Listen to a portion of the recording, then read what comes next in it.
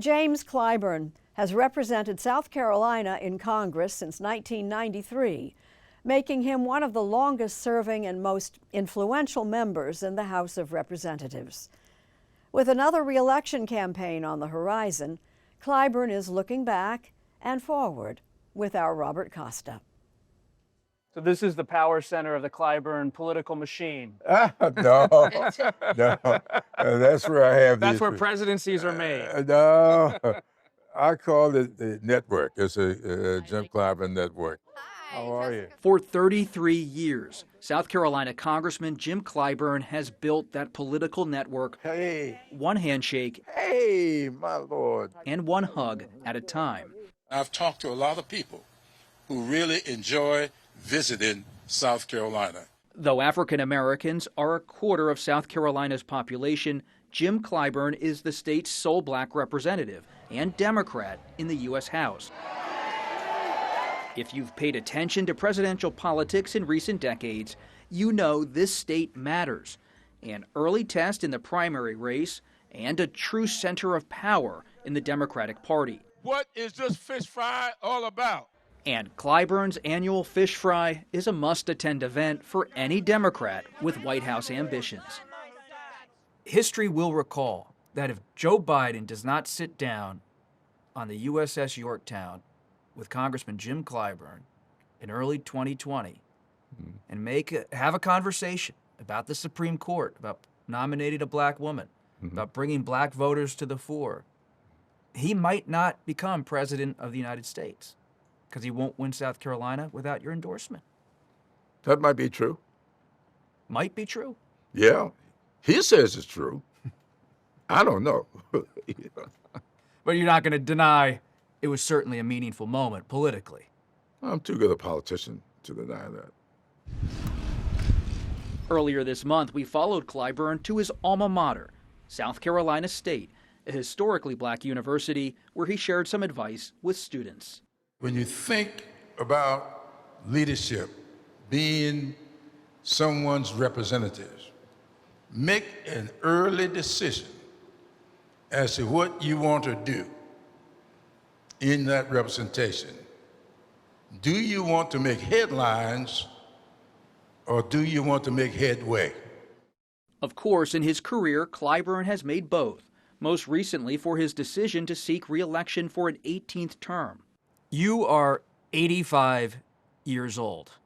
For a few more months. For a few more months. 86 coming up this summer. Yep.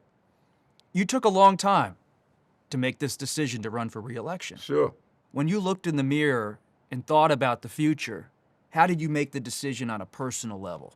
Well, I was talking with one person who said to me, "Are you sure you're doing this out of concern or selfishness?" And I asked myself, are you being selfish? Or do you still maintain concern for your constituents? And I do. Congressman Clyburn, it's good to see you again. The people of Clyburn's district are at the heart of his new book about the legacy of Jim Crow laws.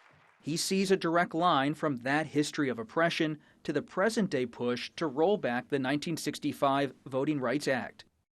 In the 1960s, he was a campus organizer. It's how he met Dr. Martin Luther King Jr. and his late wife, Emily. You met your wife when you were both protesting for civil rights. Yeah. We've seen protests over the past year, the No Kings rallies. Yeah.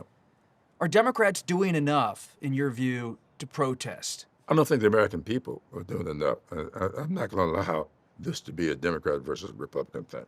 That is not partisan politics. That is what we, as Americans, ought to be about. And do we follow through enough? And I don't know that you can really know that until the final verdict is in, and that won't happen until November. Clyburn is not the only candidate this year for whom age is an issue. There are a dozen members of Congress who are 80-plus and seeking re-election. What keeps you going at 85 years old? My parents instilled in me the obligation to carry it forward. Although the midterms are Clyburn's focus today, President Biden's aborted 2024 candidacy remains very much in mind. When it all went down in 2024, did you say to yourself, this was the right decision, or this is a political mistake for the party? Well, for him getting out, I think it was the right decision for him. I think it was the right decision for the party. I think some decisions were made after that, which were not good decisions. I think mistakes were made in how the campaign went forward. I was getting phone calls from people all over the country, especially from Michigan and Pennsylvania, asking me, please tell somebody they are not doing what we need to do to turn this vote out. Now, that's a fact. Now, a lot of people don't want to deal with that, but I was getting a phone call, so I know that people felt that algorithms were driving the train rather than people who had the boots that needed to be put on the ground. Party strategist, Kingmaker, civil rights activist. Even after all these years, Jim Clyburn wants to remain in the ring for at least one more round. The way you tell it, it seems, Congressman, like the fights you were having in the 60s have never ended. Well, they did end. They're just coming back. If Democrats win the majority, do you believe President Trump will respect the result? Not unless it's overwhelming. You really believe that? I absolutely believe that because he's done it. You know, when I was growing up in South Carolina politics, I used to marvel at a little saying that I still hold on to today. The best way to tell what a person will do is to look at what he or she has done. And so, if he has done it, he's capable of doing it again.